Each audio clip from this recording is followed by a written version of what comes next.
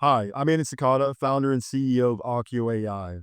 We're building an interactive AI-powered platform for children that blends play, real-time conversation, and evidence-based care. AKIO AI is focused on partnering and collaborating with early and supporting early childhood centers like Baby Gator by giving therapists and parents tools that make speech therapy more engaging and measurable. Today, I'm joined by Dawne Morison, the Assistant Director of Research and Educational Support at Baby Gator here at the University of Florida. Thank you so much for being here. Happy to be here. Could you tell me a little bit more about yourself, your work with Baby Gator, and the Early Childhood Collaboratory? Sure. My name is Dawn. I have been an educator for 30 something years. I've been a teacher. I've had my own early childhood business, and I've been an administrator, all in early childhood programs and primary grades, for the most part. And I have been here for 8 years. Um, Originally as a center director, operating our Diamond Village Center location that has 5 classrooms. Um, our other center locations on campus have 14 and 12 classrooms, respectively. And I recently, in the last year and a half, moved into a new role as the assistant director for research and educational support with a focus on our research projects and collaborations and providing more targeted educational support for our classrooms and teachers. That is incredible and definitely a testament to the work that you're doing here and your absolutely amazing commitment to everything that you've been working with. Getting into some of the questions related to the field, could you tell me if you've noticed any sort of problems within the speech language field or the industry at large? The primary problem is access. So we people often speak about an increase in diagnosis. We believe in the field that yes, there is an increase in children being diagnosed. COVID certainly did have an impact on the speech and language development of many young children, and we're still seeing the impacts of some of that. However, when we see those impacts in the children, there is frequently not a place for the child and family to access the intervention that they need to make progress. Absolutely. And, that's something that we hear a lot, the limited access, scheduling, also the at home engagement side. That's something that, everything that we're working on with AUKIO AI is designed to work with the parents, speech language pathologists, and make it where one, it is able to be measured, and two, the accessibility side, right? Try and make it as accessible as possible, remove all those barriers to care, and make it where each child has the best chance moving forward, best chance at getting real communicative help and really having the best chance at life overall. Right. Yeah. What sort of problems are you experiencing here in reaching your desired outcomes with the children that you work with? I was just at a meeting yesterday when I was talking with other providers, other programs that provide intervention. And one of the main issues for all of us is the bridge, we call it. So the bridge between there's actually two bridges. The first bridge being when a problem is suspected or identified, being able to get that child then diagnosed by an expert. There's that bridge. That often takes a long time. And what's happening in the meantime, or as that child's development may be delayed. And then the bridge from diagnosis to treatment. And what's happening, we, as an early learning program, we live on those bridges. Right. And so, and it's not a great place to be for the teachers, the parents, and the child. Absolutely. What would you say would be the average wait that a child gets between or for getting that first bridge, getting diagnosed, and then that second bridge of really getting the treatment that they need? 6 months to a year, 6 months to a year for both? potentially, Oh, wow. depending on the age of the child. Yeah, Easily. that's obviously with the early intervention, the majority of, at least from what we've seen, the people we've talked with, highlighting that early childhood stage as being the primary area of their life where you can make the most improvement and really be able to have long lasting changes without getting set into the way you speak, the way that you go about living, and then it's a little bit harder to change that. And then there are behavioral implications, social implications for the child, because if they're 1 or 2 years old and they're developing speech patterns that are not easily understood by others, or they have a language delay that's inhibiting their understanding of receptive language, then they may then start to behave in ways that express their frustration, Absolutely. which can be challenging for them and everyone else. Or they may not make connections socially with their peers, especially because they have a speech and or language delay. Yes, that's something that with my younger brother, I've seen that countless times. He has a speech delay that's affected his behavior. And, we've signed him up for soccer, take him to the playground, all these sorts of things. And when he was younger, it was a lot easier for him to somewhat babble. Yes. And everyone just goes along with that. Right. They're a lot more friendly, more engaging. But as he's gotten older, I've started noticing that it's almost social ostracization where he cannot engage with friends. And that's really what we're trying to work on with the digital best friend, talking, having these social cues that we can develop and learning how to actually hold a conversation Sure. with someone of your exact same age, talk about the things that they like to talk about. And with Kieran in particular, he is able to understand what you're saying. The difficulty is formulating a response to That was so frustrating. absolutely. Yeah. It's really frustrating for the child.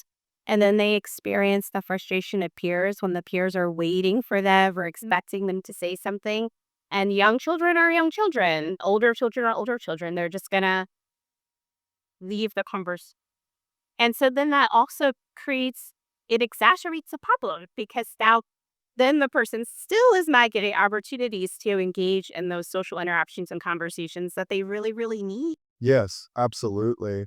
There have been a few groups that we're part of with my family, like Social Bridges in Orlando. Absolutely love them. What they've been doing, they bring a bunch of children that don't have that opportunity. They match them with age ranges and they prompt them on discussions about with Kieran, it's typically Minecraft, King Kong, Godzilla, Great. and it's really rewarding to be able to sit there and see them actually talking and forming those social bonds that he hasn't had the opportunity to do in the past. Right. Hair down here in our age group, it's Paw Patrol, Right. dinosaurs, Yeah. Bluey. Bluey. My youngest brother loves Bluey as well. He's crazy about that. Yeah.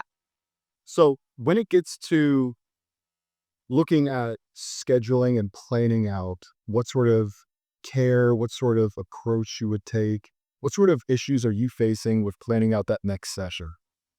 For us, when we are able to provide support for children around their speech and language development outside of what we do in our curriculum, if we're wanting to provide more targeted support, it becomes challenging when there are so many other things happening for a child in their educational day. So we don't want to have any kind of support or intervention interfere with their play, Right. which is their primary job at preschool. That's what they're supposed to be doing. So we don't want to interfere with outside time. Right. So things have to happen, when they're normally in the classroom with their peers. We don't necessarily want to have anything happen not in the child's most natural environment. Right. So that means we want ideally intervention that's taking place to take place in the classroom environment alongside the child's peers and teachers.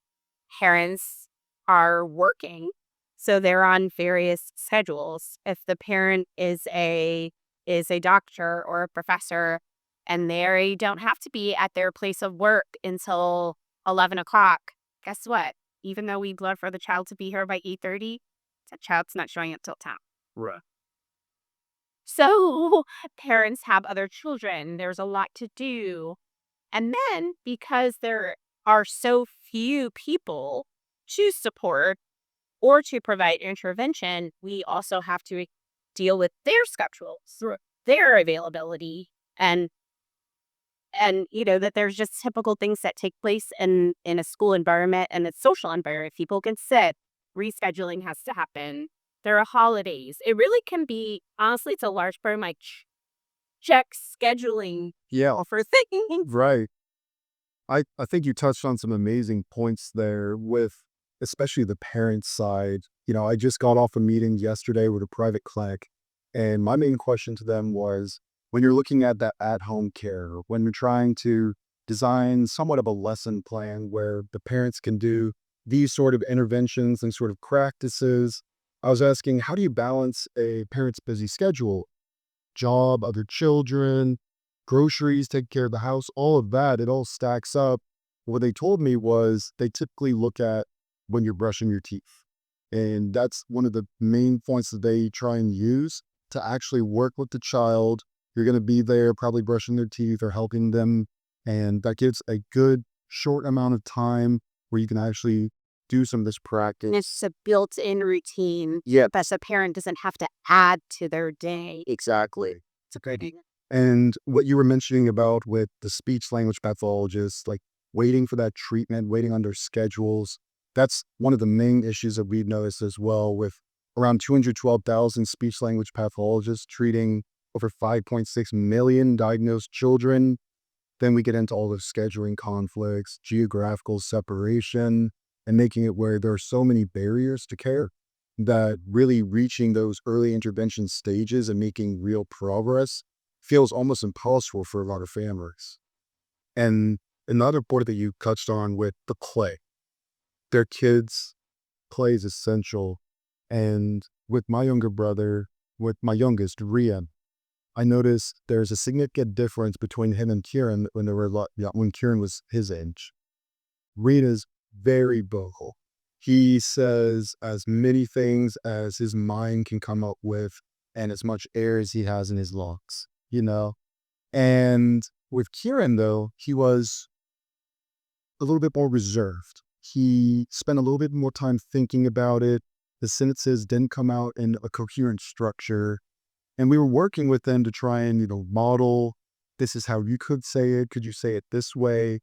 But there's a significant difference that I noticed, and my whole family noticed it. And really, when we were living in Mississippi, trying to get that access to care was one of the most difficult things that my family had to go through. There are deserts, Yep. really, for care. And that's exactly what we're trying to fix.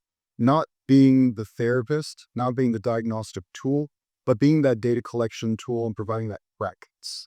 With all of that data, we can get that to the speech language pathologists. So when they are able to get access, instead of starting from zero, you have historic and longitudinal reports on exactly what the child's been struggling with and how they've been improving over time.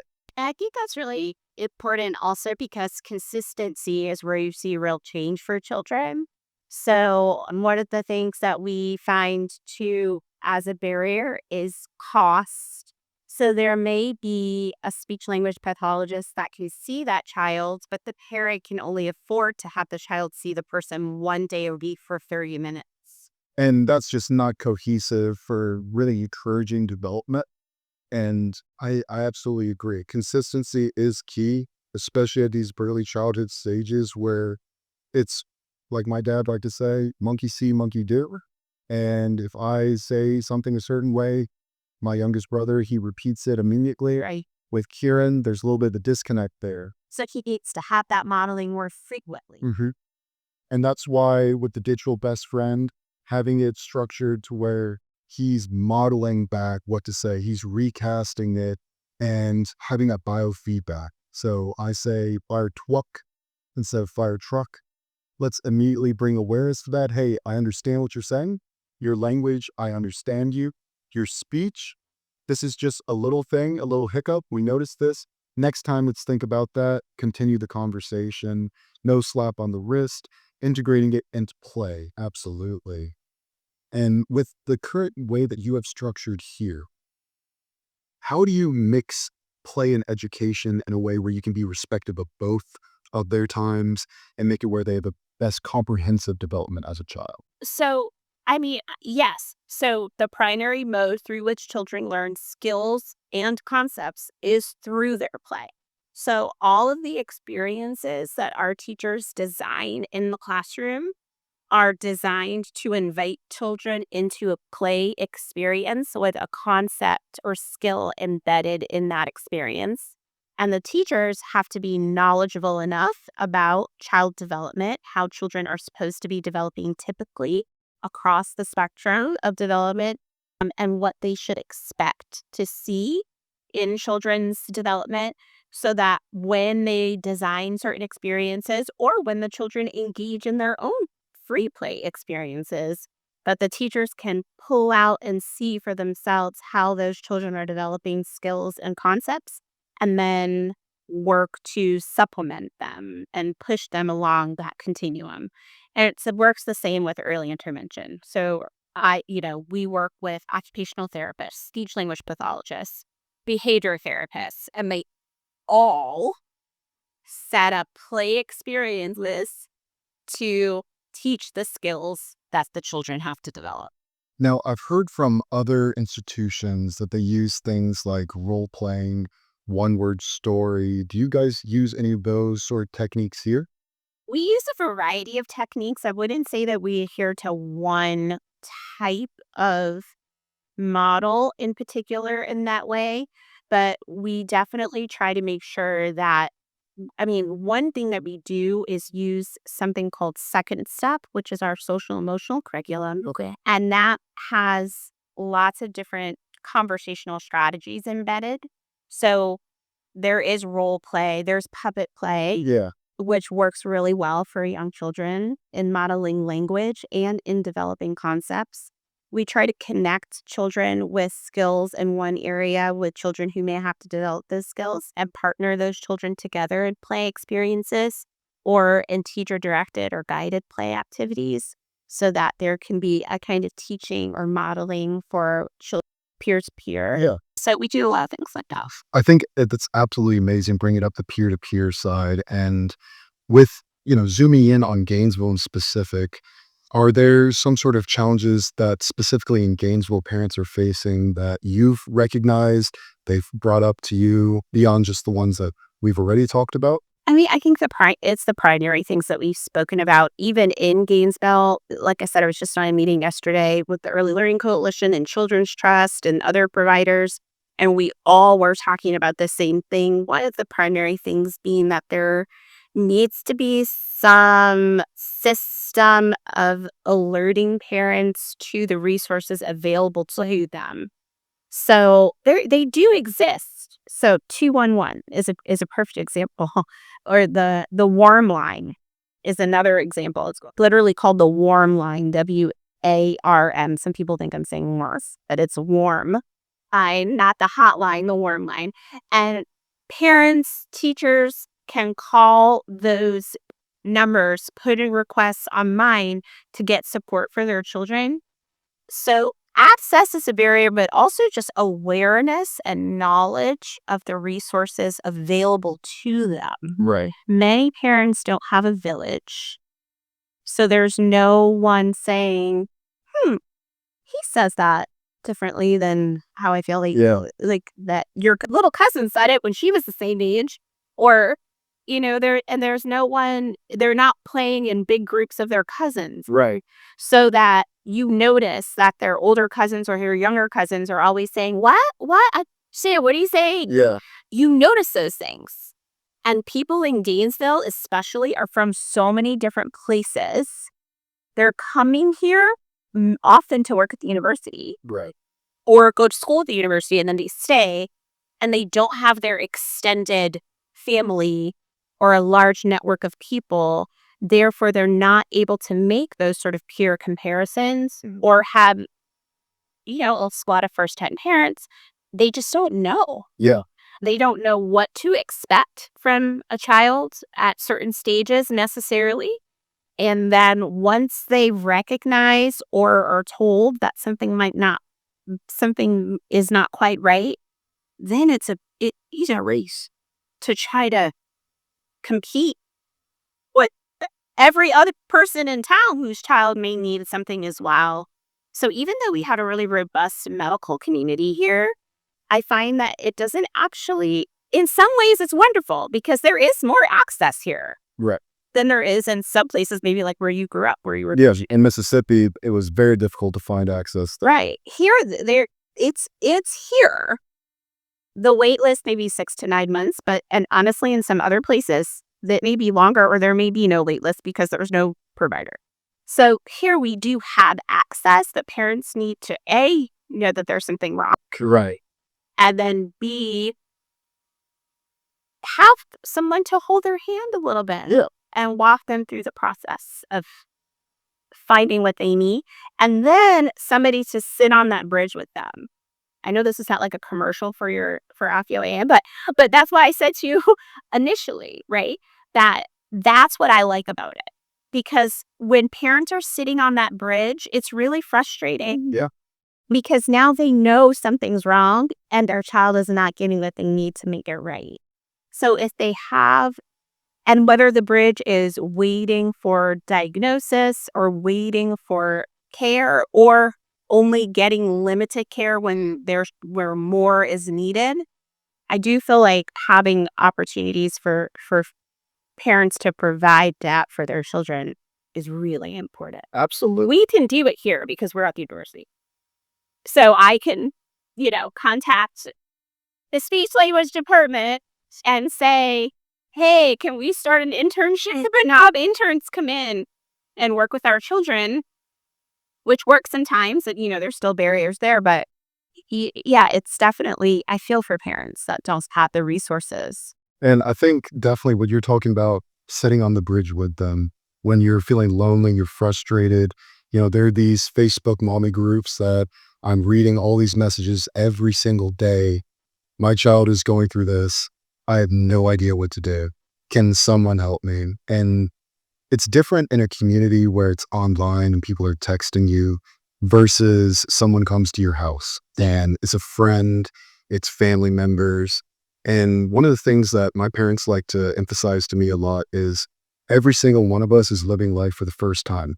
That's true. And assuming that someone should, just because the resource is out there, assuming that they're going to be able to find it, assuming that they could go through 30 pages on Google searching for this one thing, that's really making it inaccessible to the majority of families. And that's part of the reason we're doing this podcast, part of the reason that we're trying to increase the resources available.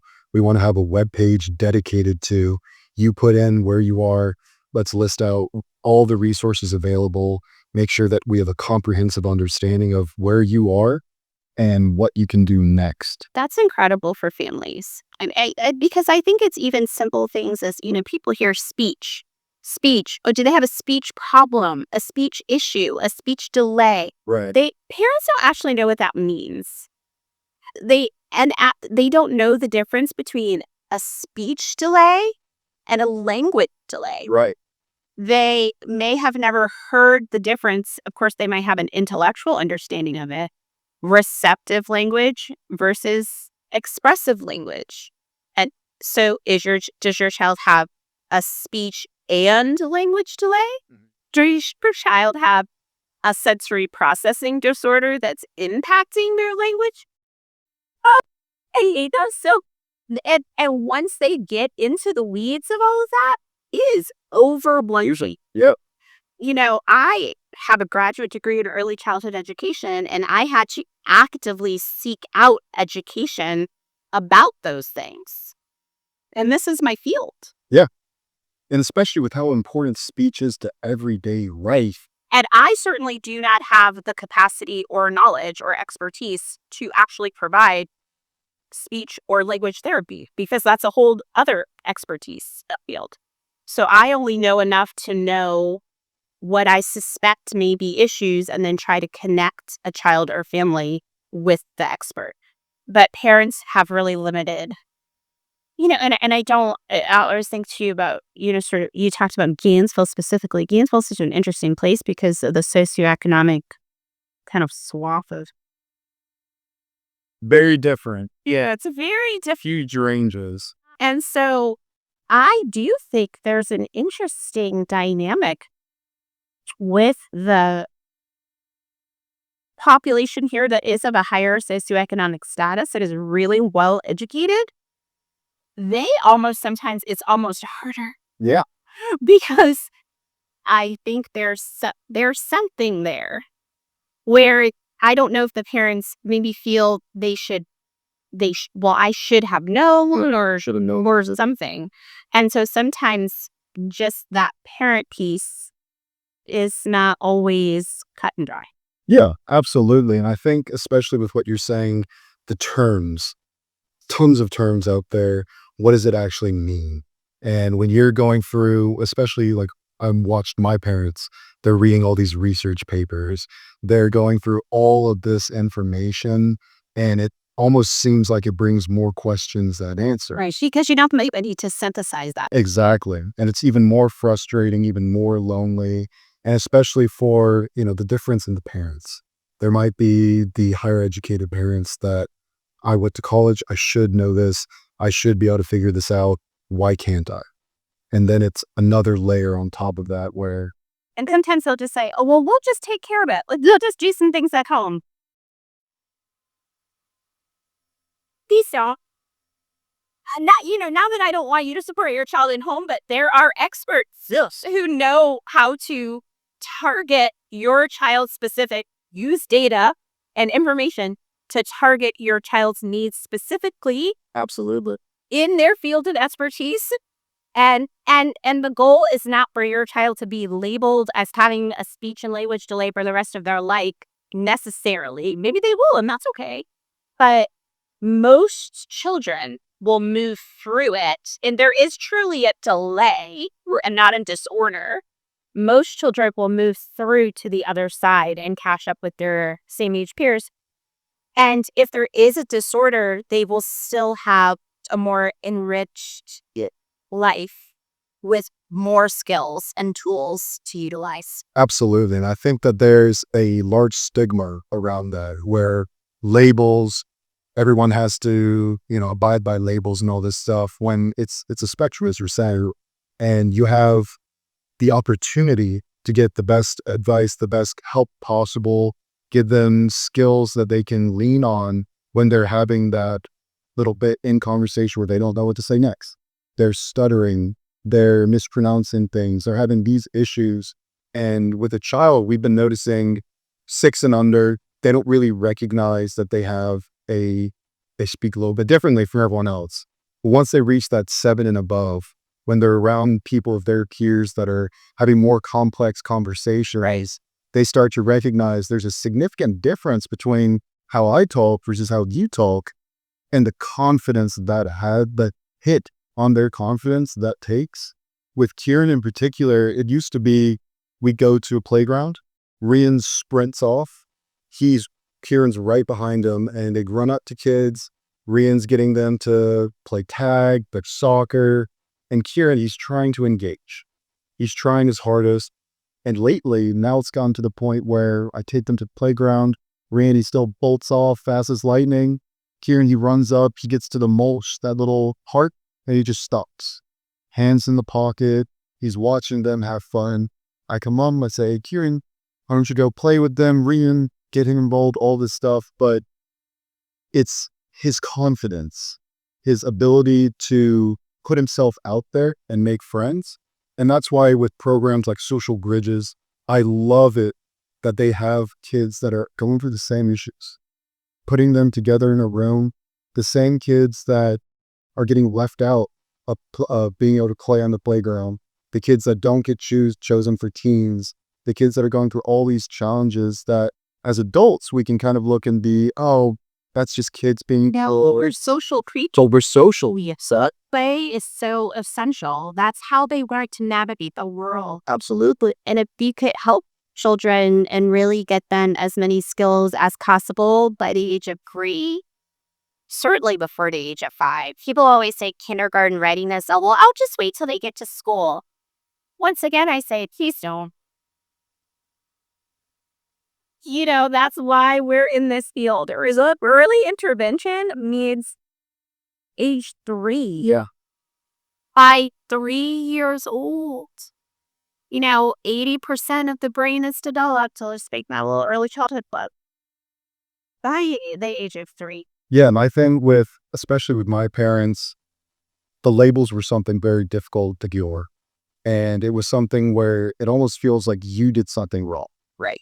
And after going through all of these speech language pathologists, occupational ABA, going to a specialized school, what we recognized was it really starts with building back his confidence and giving him those skills he needs so that when he goes into those conversations and they're talking about Fortnite, we're talking about Roblox, they're talking about things that he knows, he loves. Come on, you can talk about this for hours, but giving him the skills to slow down, think about what I'm going to say, think about the way that I can structure my sentence, that it makes sense. And the also other side of it is the pragmatic side, the context. What are we talking about? Making sure that sometimes we'll be talking about something and he'll randomly bring up the banana boat in the Bahamas and how he loves the banana boat. I'm like, Because he's able to talk about that. right. Because that conversation comes more easily as he wants to be part of things. Yeah. And that's one of the other things when, we're at the dinner table, we're all talking, he tries to jump in. And in a friend setting, it might just be the conversation continues. What we work on is everyone stop. Let's hear what has to say. Let's build on that. You bring up, okay, you want to talk about Legos? Let's talk about Legos. The whole conversation changes. And we definitely owe that to the amount of speech language pathologists we've worked with. And they are telling us that the at-home skill building, the confidence of being able to talk to your family members, and then how do you brace that out into the rest of the world? And I think you just brought up a really good point. What I also think, I don't know if it's necessarily a barrier, but is a surprise to some people, is how much of the intervention is for the entire family. Yes. Not just for the child. So it's not just a matter of taking my child here once or twice a week for 30 minutes or an hour, and then that it's going to be fixed. Yeah. It's that the everything has to change, that your family, the way you communicate with your child, the way you encourage other people to communicate with your child. I know one of the biggest things for us in developing language in early childhood is when we have to say to families, please refrain from just giving your child what they want when they make a gesture, as opposed to using a word that you know that they're capable of using or already kind of use. So if you want your child to learn to communicate verbally, it's important that you wait, stay patient, and provide your child the opportunity to say the word. So they point to the refrigerator, they want a yogurt out of the refrigerator, so you give them a yogurt. Or grandma or grandpa gives them a yogurt. As opposed to saying, women point, you're pointing. What are you pointing? What are you pointing at? Yeah. And then waiting. He does. Until they say something, because they might just start going, ooh, ooh, ooh. And you'll say, you're pointing to the refrigerator? What are you pointing at? Refrigerator? Fridge? So that takes a lot more effort, frankly. Yeah, definitely. When you know what they want. And that prompting side is so essential. And what you're saying about giving them the chance. I know and also on top of that, the entire family has to change the way that you communicate. When really early on, I remember my whole family, we had to learn little bits and pieces of sign language. We used to watch this show, I think it's called Signing Time.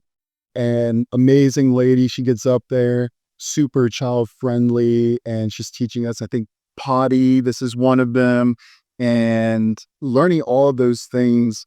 But on top of that, what we were really emphasizing is, okay, you want to do sign language? We understand what you're trying to say. Same way as if you're pointing at the refrigerator. Let's try and make that noise. Let's try and make something that sounds like what you're trying to say. And it started off with potty. That was the number one that we would start with. Then it got to food. Then it got to, I'm hungry. Then it got to, I would like to go get something to eat. The U.S. siblings Yeah. had to be part of that too. The hardest part for my family is my youngest brother. Getting him to understand that your older brother, you need to speak to him a certain way. And he's still developing. He's in school around his friends. They're having very complex conversations. But when you come home, that has to change. And that's been one of the interesting things with Rian. And he's been absolutely engaging with that sort of approach. And it's amazing to see in Kieran the changes that happen when Rian's around him. He almost leans on him to help him with almost like a translator. That'll be a special thing for them as they grow up. I think it's a great relationship there. And the interventions and the exercises, the practices that my family has adopted, we owe that entirely to the speech language pathologists and the guidance that they've provided. That's right. They provide guidance to the whole family. Absolutely. Well, Dawne, thank you very much for being here. For anyone that's watching, if you're interested in learning more about Baby Gator, we'll have the link provided as well as in the description, as well as the link to AKIO AI in the description as well. Communication is the pillar of society, and we're committed to helping parents, children, and speech language pathologists build that connection because every voice matters. Thank you very much. And thank you for your time. Thank you.